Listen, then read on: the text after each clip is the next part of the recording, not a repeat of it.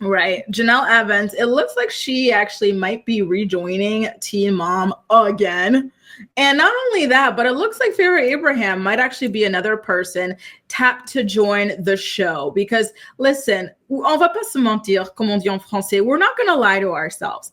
That show is flopping hard. It's not interesting. They're dragging out the same two storylines over and over. Like, we get it. We do not care, right? We miss the train wrecks. Jenelle is a train wreck. Farrah is a train wreck. They're very problematic people, but they have a lot of like things going on in their world that I think the show is looking for, because they're not really getting it with the current ladies. And so shout out to the US Sun, because they're saying that their sources, who is connected to production, spoke to them about Jenelle having a recent meeting with Larry Musnick. Do you guys remember Larry, the one that had that beef with Farrah outside of her house, and she was like yelling at him and whatnot, like the shorter guy? He had dinner with Jenelle and Farrah and Ashley. So Ashley's already on the show, right? They just happened to do this event together. And so Larry was there to join them for this dinner.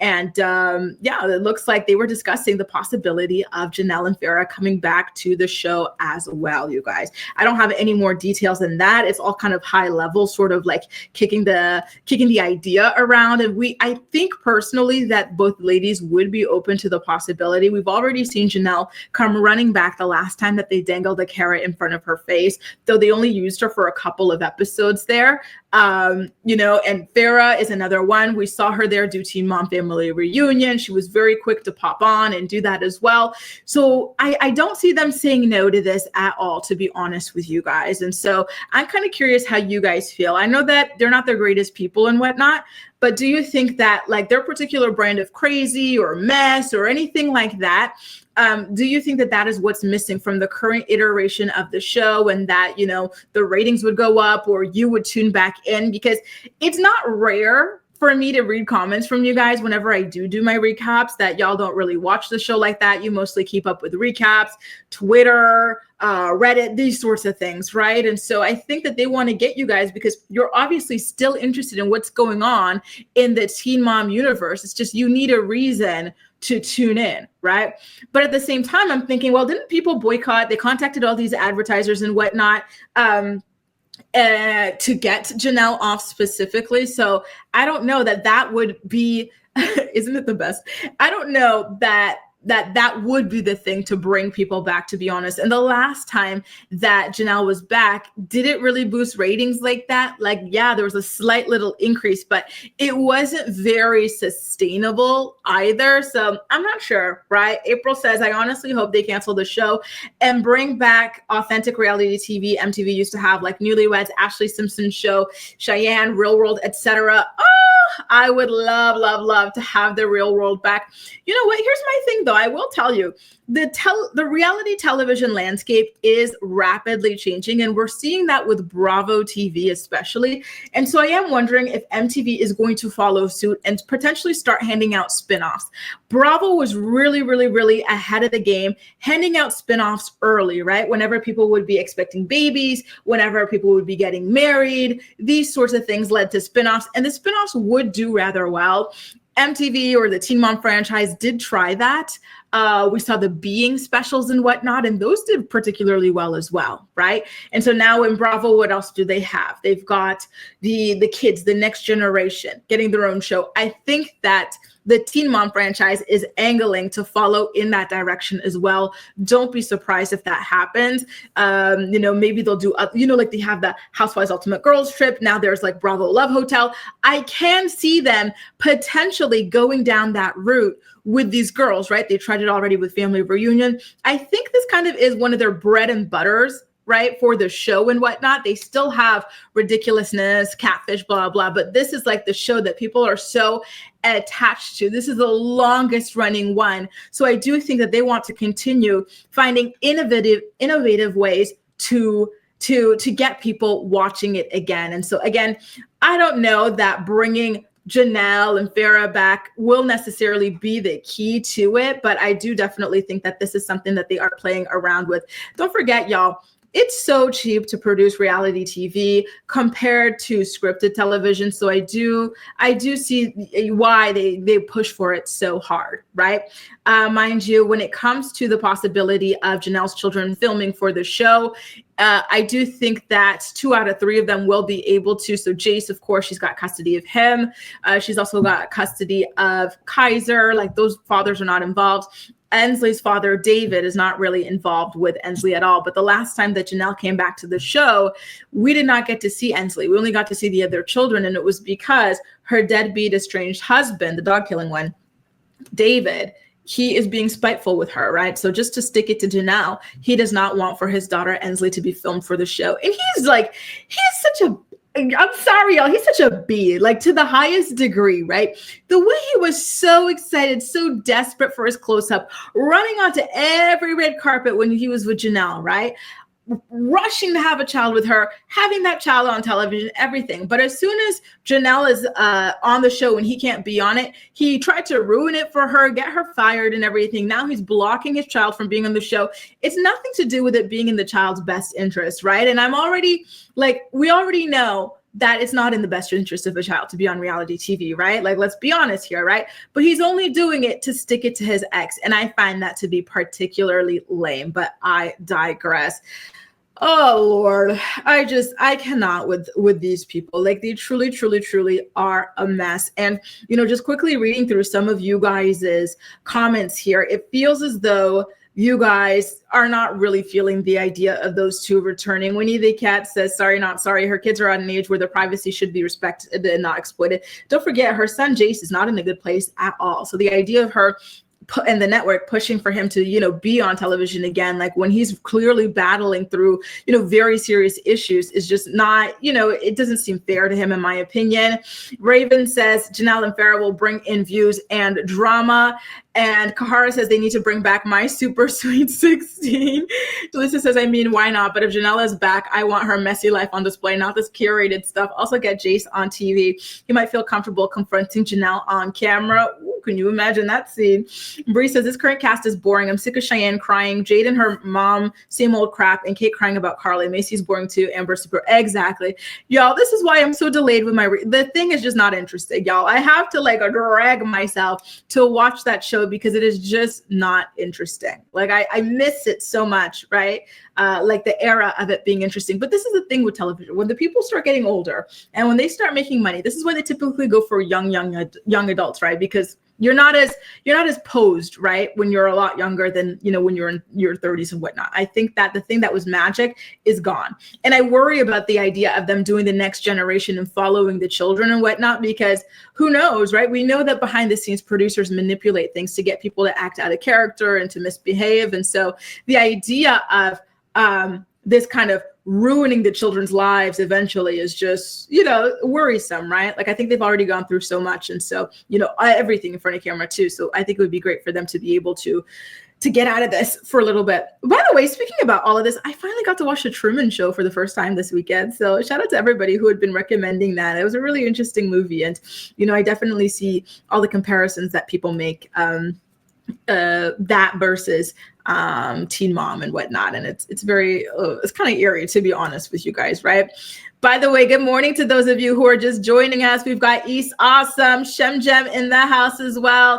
Who else did we get? Good morning to everybody joining us. Good morning. Sorry, the comments are going so quickly that I'm not able to remember everybody who said hello, but hello to everybody. Thanks so much for joining us for another episode of The Morning Report. If this is your first time with us, just know we go live every single weekday morning at 10 a.m. Eastern Standard Time to talk about the day's hottest stories. I do unfortunately have another Jenelle story to share with y'all. I know, sorry, but here it is. Basically, do you remember how Nathan Griffith, the father of her son Kaiser, who has had nothing to do with Kaiser, even despite the fact that Kaiser lives in the same state as him and in the same city as him, right? Well, he, per usual, the town strangler, he got up to his old tricks again, strangling girlfriends. And then he decided to call up Jenelle after ghosting their child last year to ask her if he can go and hide out in her house because the police were after him. And so she said, yes, of course. And then she subsequently decided to lead an online hate campaign against his now ex-girlfriend, Anastasia, right? It's all very disturbing, disgusting stuff. And so in Friday's morning report, we went over some more details that were released in the police report about how Nathan did his attack on Anastasia this time around. And now we're seeing Jenelle still talking about this, and she's trying to make this about herself, and it's just all so damn weird. She says that his ex was jealous of her, and that's why all this drama, and then she also accused the ex of bragging about being a DV victim. Let's get into it. By the way, shout out to Team Mom Shade Room over there on Instagram for these screenshots. Jenelle had tweeted, if you're going to report about me, do it right. Never said Nathan was innocent and never gave him a place to stay while the cops were there. I offered him to stay hours before they arrived. Their fight was about her being jealous of me, according to his mom.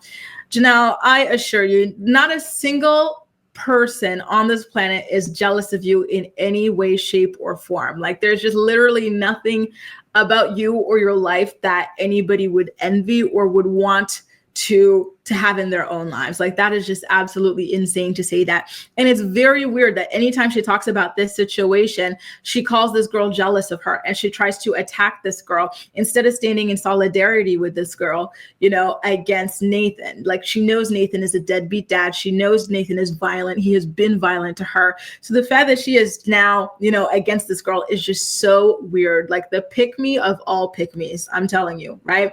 And so, she had also said, and if you think for 1 second I wasn't a victim of DV when I was with Nathan, I was. I just don't go bragging every time I was in that situation.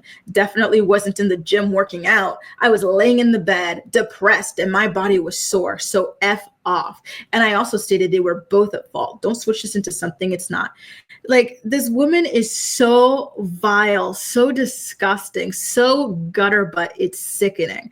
Like, you are what? Like, is that why you're mad? Because this woman is in amazing shape, like, and so now you're mad at her that she is working out through her pain. Like, you think she should just be out. Like, there's no one way to be a DV victim. And as somebody who was a victim of Nathan Griffith, the way that it's just so insane to me. This woman constantly leaves me speechless, truly, truly speechless, right? Like, what is she talking about? This is absolutely insane, right? I was in bed sore. What? Like, for a lot of people, the gym is their therapy. When they're going through things at home or anywhere else in life, they'd like to just go to the gym, work out, and just have that, 30 minutes, 40 minutes, an hour, however long, to tune the rest of this stuff out. When you're focusing on your breath and the pain, the weights, the everything, you do not have time to focus on the other problems that you have in life, right? So I personally think that there's nothing odd about this woman, continuing to commit to her passion through a very tough time. The gym is therapeutic. Like, this is the craziest thing ever. Absolutely crazy.